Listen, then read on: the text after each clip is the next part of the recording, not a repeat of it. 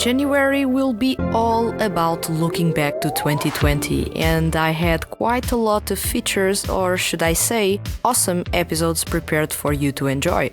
Turns out that in the middle of all that scheduling and writing, almost ended up forgetting about one of the Hand That Feeds HQ's best features, the Hand That Feeds HQ Awards.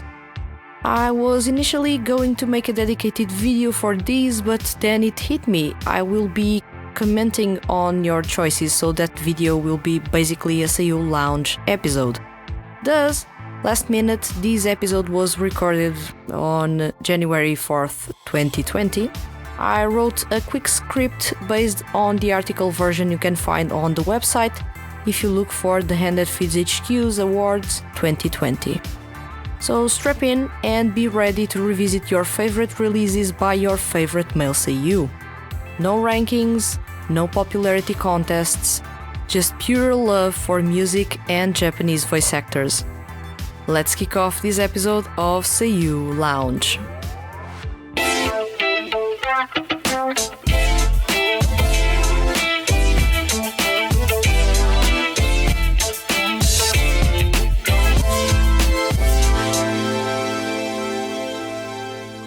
Welcome to SEIU Lounge. I am your host Vanessa, and today I will be talking about this year's edition of the Hand That Feeds HQ Awards.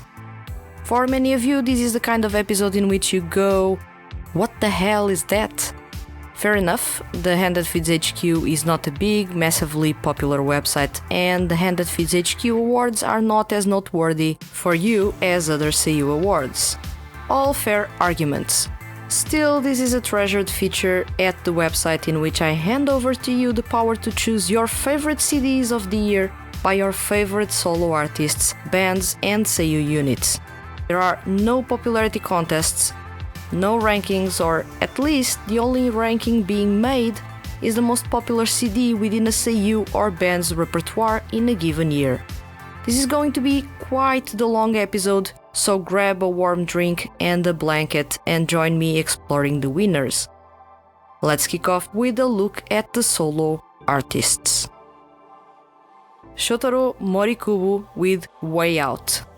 Shotaro Morikubo's 2020 wasn't the best if you look at his sales numbers, but the quality of his music?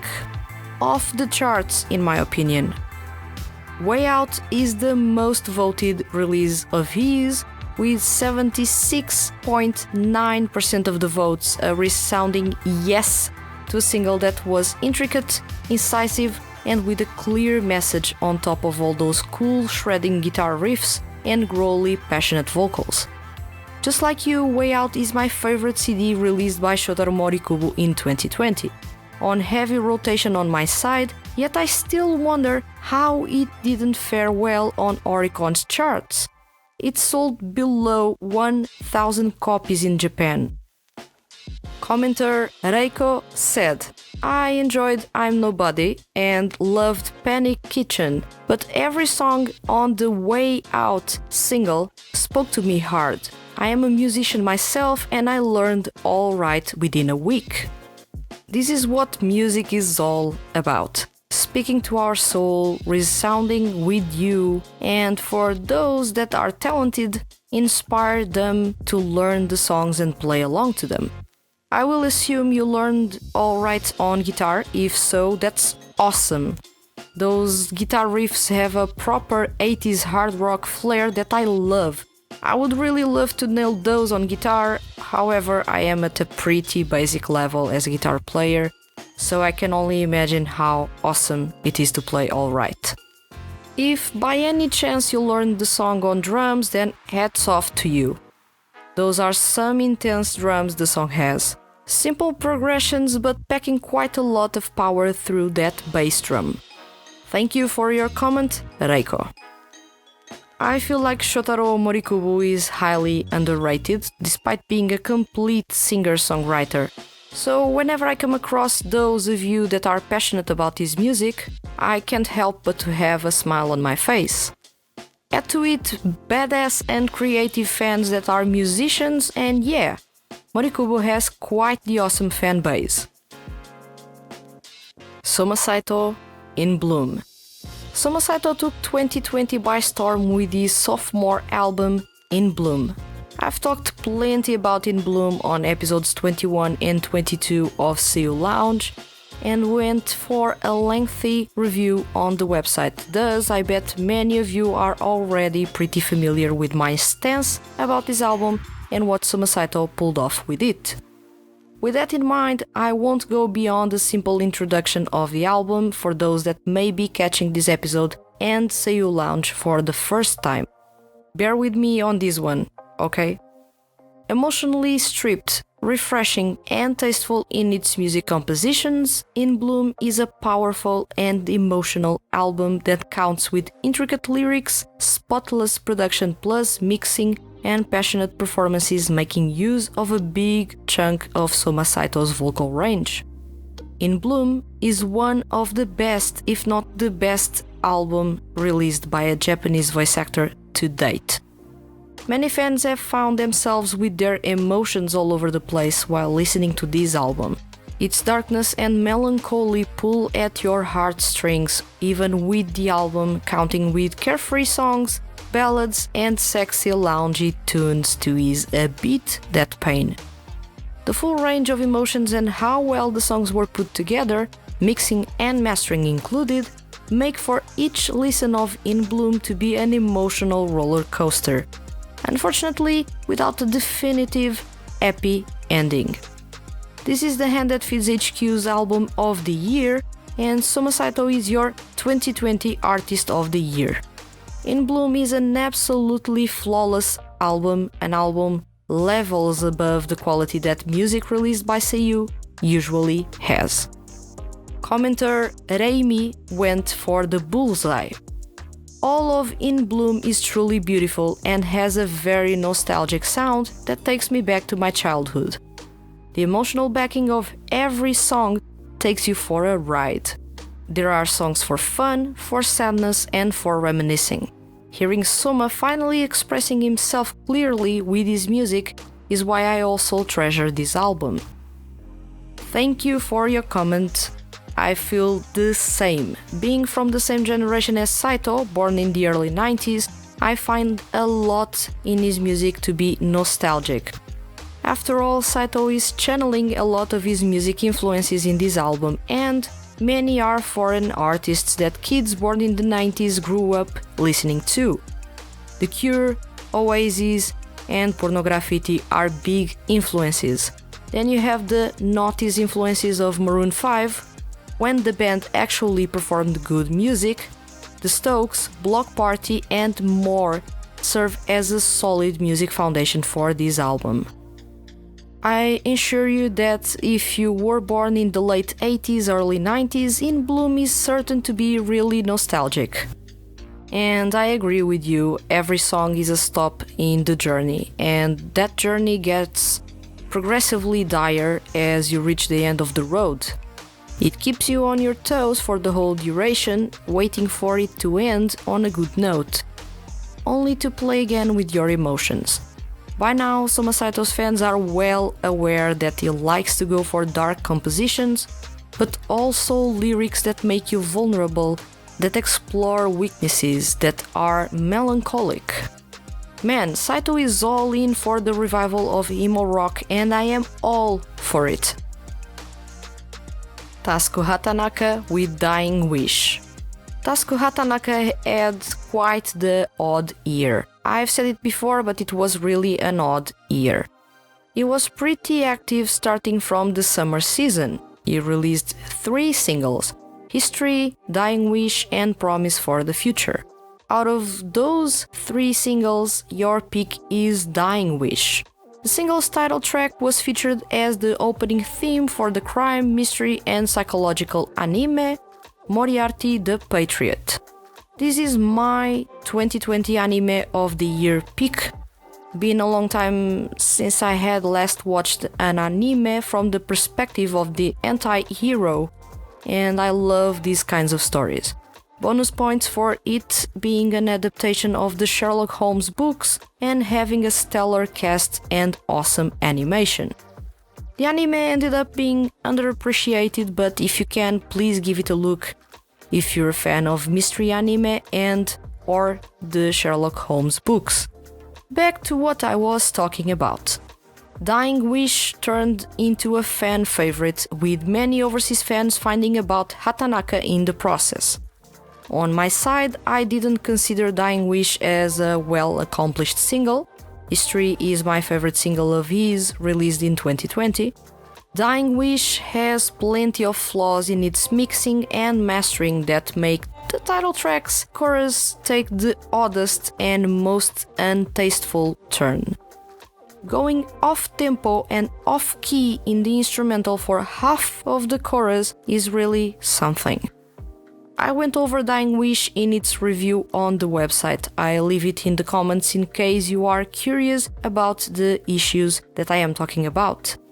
But this is me going over the technical side of that song. For many of you, the chorus may sound a bit quirky, or you may even be okay with it.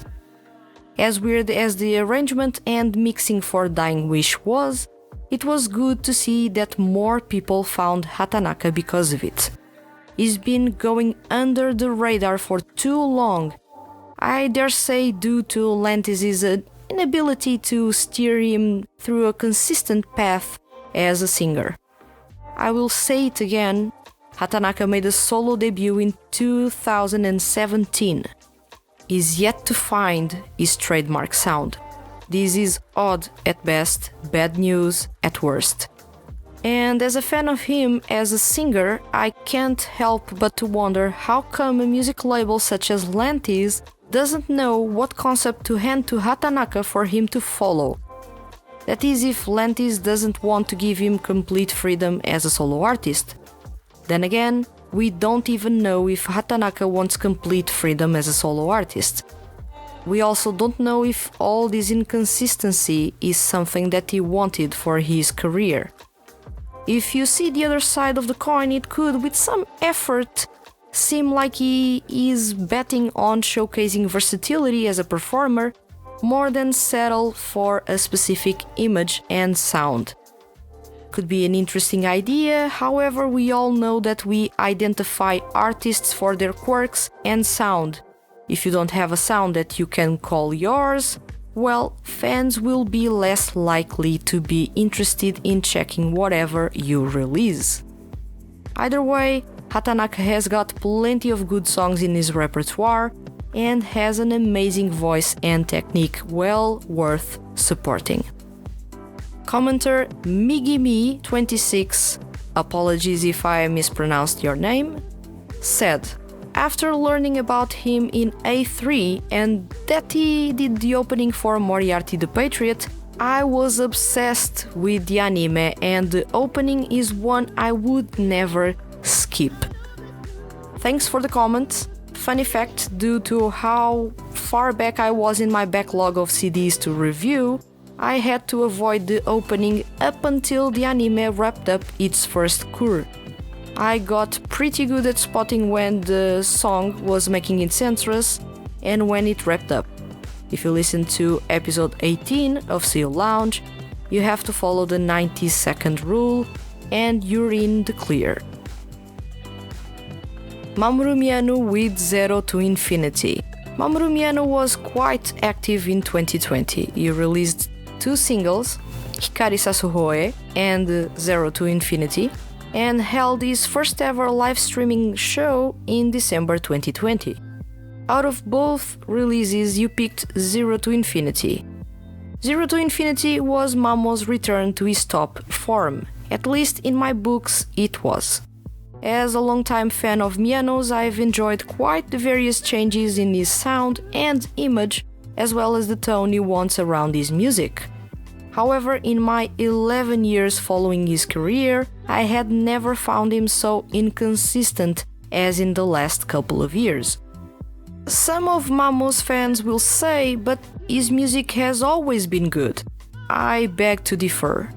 Love Mamo's music, but I have to admit that he's had highs and lows in his career, like all artists have. And certainly going the K-pop route has been the lowest he's gone in his career. I've said it before, but he's losing his individuality, that unique sound and image he had that made many of you fall in love with him as a performer and singer. Well, this is a controversial opinion, but honestly, Miano is at his best when he doesn't want to forcefully cater to new, younger fans and just does his thing. Look at Beautiful Doll and Hello. These are songs that I'd say have that Mamo flair and image. Not the title track as much as I loved it. Commenter NT said, "This is my favorite CD. Mamo sounds so good in all songs. I love Zero to Infinity, the MV is too cool, and I was especially surprised with Beautiful Doll. Miano showed a completely new side and I loved the fact that he wrote the lyrics in English. His English pronunciation improved a lot as well." Thank you for your comment, NT. I have to agree with you, Beautiful Doll was quite the surprising song for me as well. I was not expecting a ballad, and much less with lyrics in English, and even less with lyrics in English written by Mamo himself. Quite the feat, and the performance itself is genuinely good.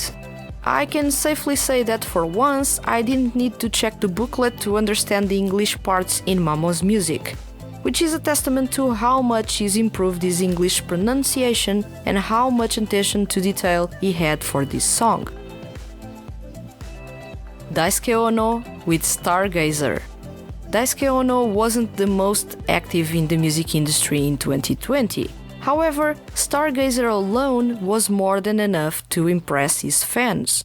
Rock, funk, disco made their way into this album and lit up the dance floor for Ono D's fans. Entertaining and overflowing with energy, Stargazer was a pretty good entry in Ono D's repertoire. Commenter Dani said, "Ono D's Stargazer is one of my favorite CDs. I've lost count of how many times I've streamed it on Spotify." Thanks for your comment. Good to see fans streaming music. It doesn't pay much to the voice actors, but it's so much better than illegally downloading the music. Good job, Dani.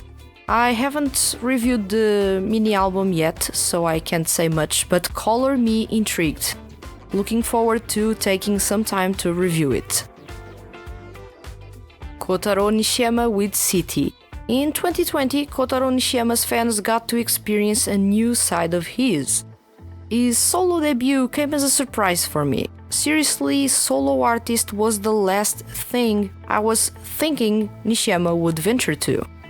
He's done a good job in Zul, but I wasn't expecting for him to actually challenge himself and tackle a solo career. Quite bold, and at the same time, something that made me more interested in his solo career. Due to the COVID-19 pandemic, he had a pretty delayed debut. When the announcement was made in May, he already had the music video for Mahiro Doki no Stella pre-recorded from the pre-COVID-19 era. I can only guess that his solo debut was meant to be made in early 2020, but then things derailed, and since the debut was already scheduled for 2020, Lantis had to make the announcement as bad as the timing was. Announcing the release of his debut single early in 2020 but only releasing the mini album late in the year was quite weird and unexpected, but so was 2020. Still, City was well received by his fans, and it counts with songs penned by Kotaro Nishiyama, yet another different side to his talented self. Commenter Yura Yuto said, "Even though it's his first release, most of the tracks are great to listen. Sometimes I come back and vibe to the tracks." Thank you for your comment. I haven't reviewed this mini album, although I have been meaning to. Seeing how well it was received and how overseas fans seem to have enjoyed it make me look forward to reviewing it even more. Yura Yuto, thanks for not spoiling the album for me. Toshiki Masuda with Diver. Toshiki Masuda is yet another male seiyuu that had a pretty big year yet at the same time, pretty quiet year in the music industry. The talented voice actor, model, stage actor, and singer released his first full-length album, Diver, early on in 2020 and was well received by his fans. I loved his debut single, this one, but the silence that followed between it and Diver wasn't particularly good to build up hype for his solo career. Such a long pause is never good for any rookie solo artist, much less of seiyuu background. Just look at Tasuku Hatanaka that is still trying to find his groove after having rather long periods without releasing music. Masuda is really talented as a singer, having improved by leaps and bounds since his shaky performances back in 2013 with Marginal Number 4. He's got a solid vibrato, a growly touch to his midtones, and is consistent throughout. Commenter K said, "Underrated album that showed a different side to Toshiki Masuda as an artist." Thanks for your comment.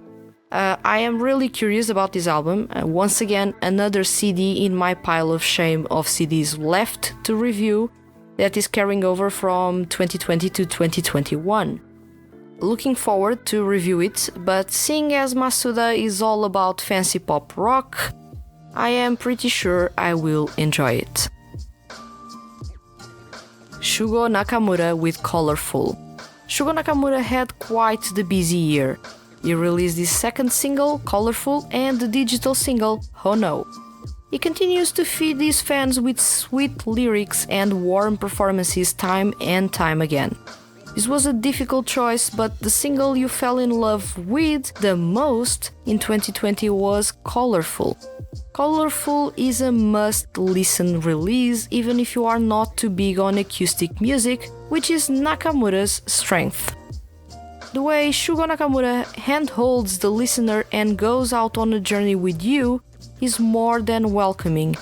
Add to it that his music is heartwarming and made with a lot of care, noticeable in the lyrics and melodies composed and written by himself, and you get a release that you can listen at all times and not tire of it. Commenter Reiko said, "The vibes, man, the vibes are so good." Thanks for your comment. Nakamura's music is overflowing with good vibes. I was talking with a seiyuu fan a couple of weeks ago, and the common feeling people have when listening to his music is that Nakamura is always having such a great time. There's a really good energy to his music that makes whatever he's performing overflow with good vibes. He is still pretty underrated. If you haven't checked his music, please do give him a chance. He's got all his music available on Spotify, so no need to worry about where to find it. Toshiyuki Toyonaga, Oyozure Goto. The OG singer-songwriter among male seiyuu and undisputed best singer among male seiyuu had quite the calm year in the music industry. We all have to agree that when music is created solely to be featured in otome games, it usually tends to be too dry or plain in its delivery. So when I heard that Oyozure Goto was going to include 2 songs featured in an otome game, I wasn't too thrilled. Thankfully, Toyonaga changed things around a little bit. Toshiyuki Toyonaga released in 2020 the single Oyozure Goto and once again impressed with his music sense and outstanding quality on the vocal end. Both tracks ended up sounding refreshingly different from what you could expect in an otome game. Worth noting that both songs have such a high quality, arrangement and mixing were outstanding for this release that I can't help but to geek about the mic quality. The vocals are crisp. Commenter Blue Moon said, "Mr. Toyonaga is a singer-songwriter, he wrote great songs and of course he sings well." Thank you for your comment. Is there anything Toyonaga can't do as a singer? His technique is off the charts, he's got a good vocal range, and these compositions plus lyrics are always interesting to enjoy and analyze. Makoto Furukawa with From Fairy Tail. One of the best and most expressive singers among male seiyuu, Makoto Furukawa went all in and released his first full-length album, From Fairy Tail. Jazz in full swing, awesome passionate vocals, witty lyrics and a vast emotional range are just some of Furukawa's greeting cards. Yet it is pretty weird how he is still incredibly underrated as a singer and lyricist. From Fairy Tail is your favorite CD by Furukawa in 2020. And I can understand why. Been a long time since I had that much fun listening to a 2-act album. Love the imagery and the soundscapes created for this album. Satoru Kuwabara, the composer for this album, went the extra mile to capture the perfect jazz sound that you'd get during a soiree at Blue Note Jazz Bar in Tokyo. And Makoto Furukawa added the magic to it with clever lyrics and passionate vocals. Commenter Anonymous said, "The theme for the album is unique, each song has a different type of music, and perfectly fit with Makoto's unique vibrato." Thank you for your comment. On topic with the unique theme, many of you left comments saying how this album felt like a fairy tale unfolding. I believe so, and the 2-act format in the album thoroughly helped fleshing out that feeling. The mastering was well done as well, making all songs flow as chapters in a story. In case you're wondering, From Fairy Tail is one of the best albums released in 2020. Shunichi Toki with True Gazer. Shunichi Toki revisited the 60s and the 70s for his first mini-album, True Gazer. Fans were excited about this new direction in Toki's solo career, tackling a sound and style that he'd never tried before. The mini-album was well received by his fans and added another layer of versatility to his career. Commenter Kinako said, "Toki-san keeps impressing with his singing ability and versatility. This CD feels more pop than his previous releases. The songs are easy to the ear and have catchy tunes. I also applaud that he sings a song fully in English, which requires extra effort and practice. I can feel his love for music seep through in True Gazer. I hope to see how his style develops and what he has in store for the future." Thank you for your comment. Still haven't reviewed the mini-album, but so far, the only thing that has prevented me from fully enjoying Toki's music as a solo act is that he doesn't have a defined style or sound, and that the music being composed to him has been a bit of a hit or miss at times. Vocals alone is among my favorite singers, but the music hasn't kept up with his talent so far. However, seeing this kind of praise makes me positively excited for the review that I have yet to write. Masatomo Nakazawa, Tales of World's End, Sese Dodo. Masatomo Nakazawa took a big step in 2020 by making his solo debut under Marin Entertainment. His fans were pretty excited about the release of his first single, Tales of World's End, Sese Dodo, yet when it came to physical sales, the single didn't sell more than 1,000 copies, which is worrying, especially for a debut. Commenter Reiko said, "So proud to see him blossoming as an artist." Thanks for the comment. Curious about how he sounded in this single. I am only familiar with his singing as part of Clarity, and from what I've heard, he's got potential in him. Shotawoi with Bad End. Shotawoi may have had a pretty quiet year in terms of music releases, but Bad End made quite the massive impression.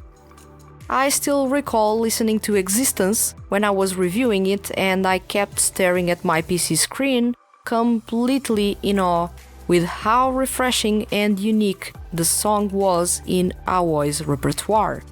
Most fans, however, are big fans of the title track, Bad End, that was featured as the ending theme for the comedy or isekai anime My Next Life as a Villainess, All Routes Lead to Doom.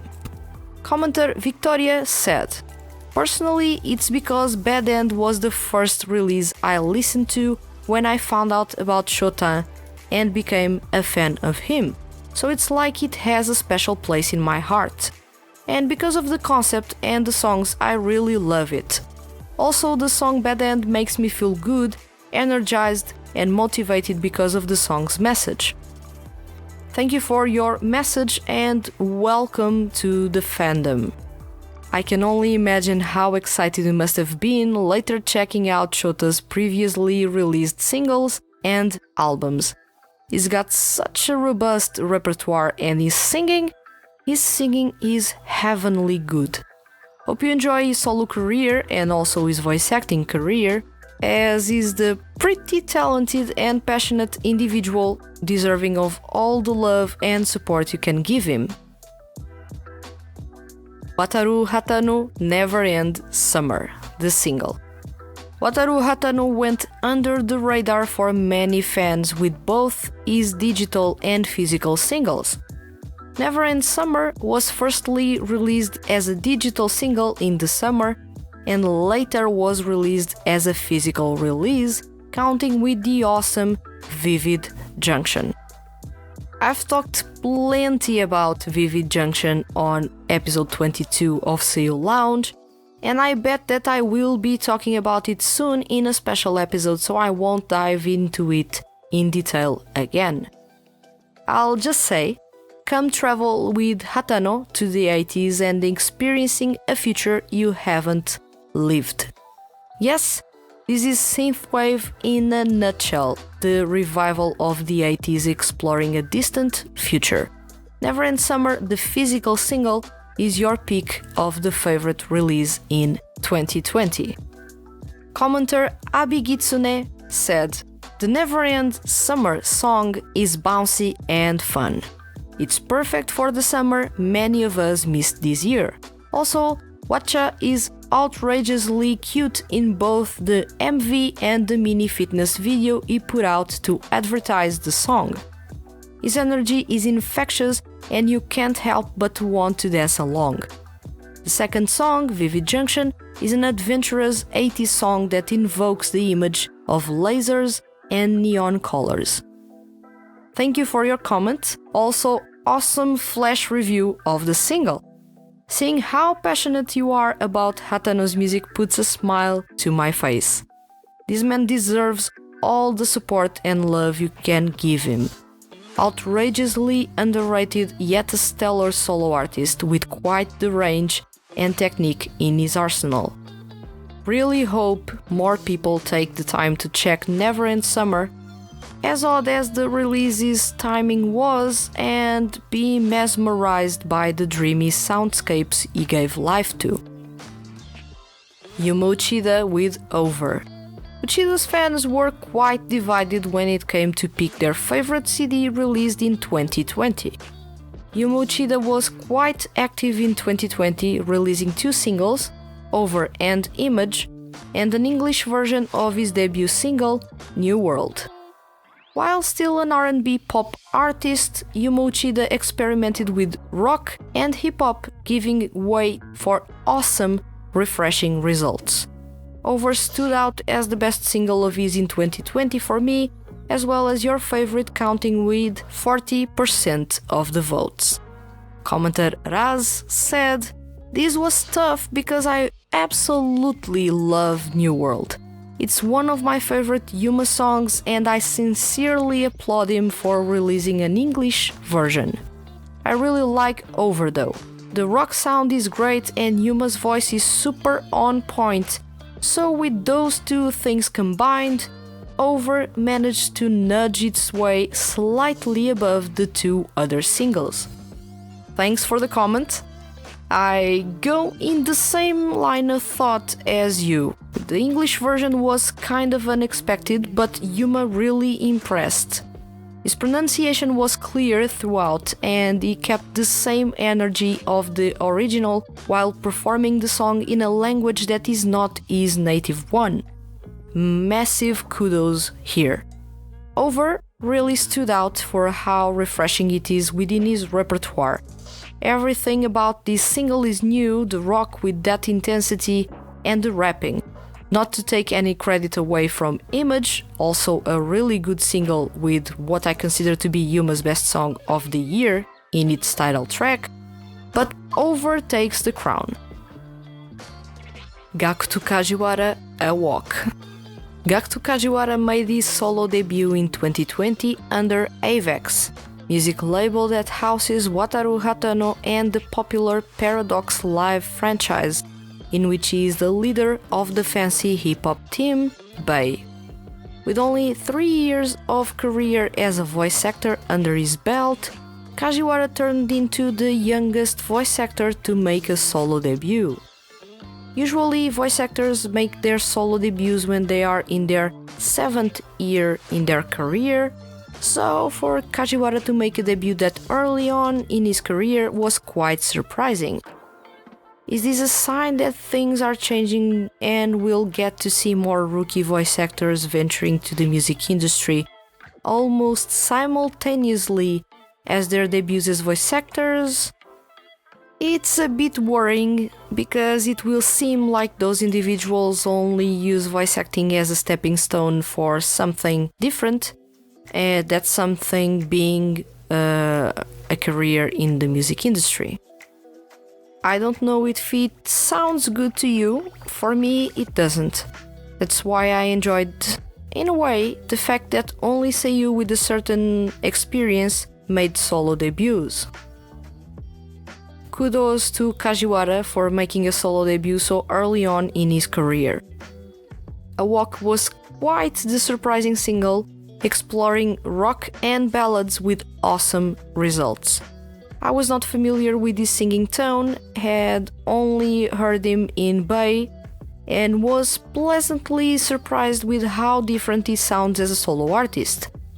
Bonus points that he is performing rock, something that easily attracts my attention.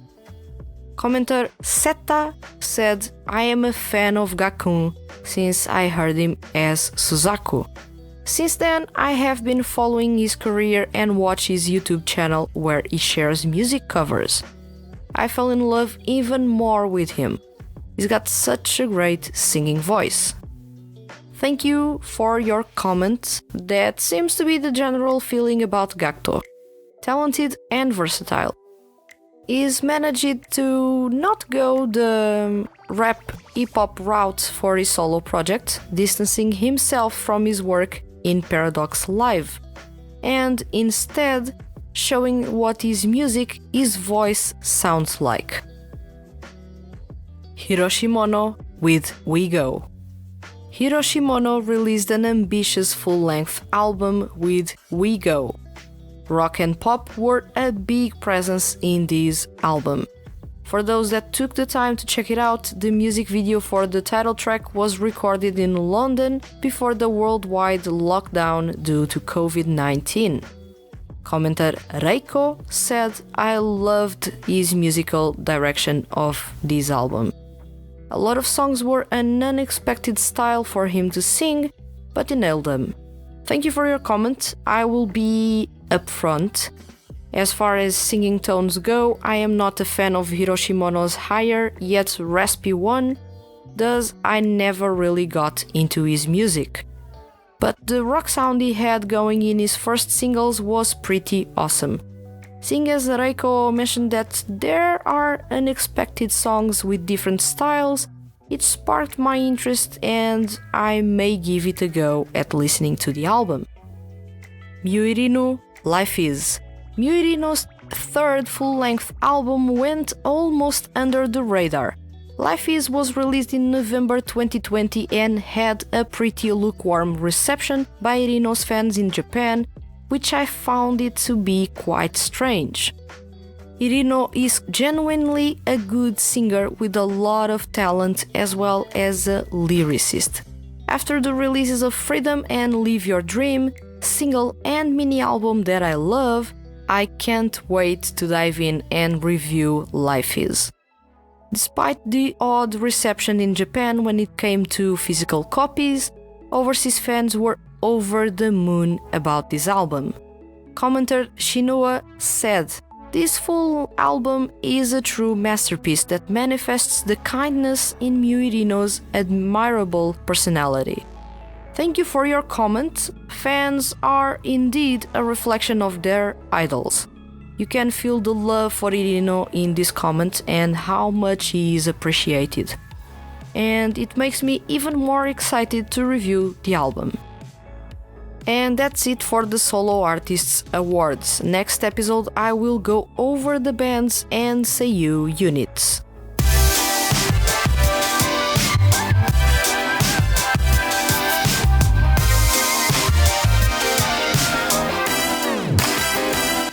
Thank you to all of you that listened to this episode from start to finish.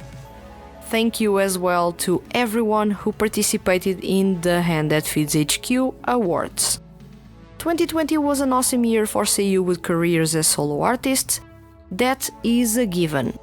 There were no barriers for creativity, as the year actually encouraged solo artists to go outside of their comfort zone and create plus distribute their music in the most unique and unexpected ways. This episode of Seiyuu Lounge only features the solo artists because it would go over 1 hour if I were to add the bands and seiyuu units to it. To avoid boring you, the bands and seiyuu units carry over to the next episode, so despite the results being well known by then, I still hope that you tune in, if not for the results, at least for the commentary on each choice. Now tell me, if you had the power to pick a seiyuu to make a solo debut in 2021, who would you choose and why? Let me know in the comments below. If you enjoyed this episode and don't want to miss the Hand That Feeds HQ's weekly male seiyuu and music related content, hit the subscribe button. I'll return next week with another episode of Seiyuu Lounge. Thank you for listening and see you guys around.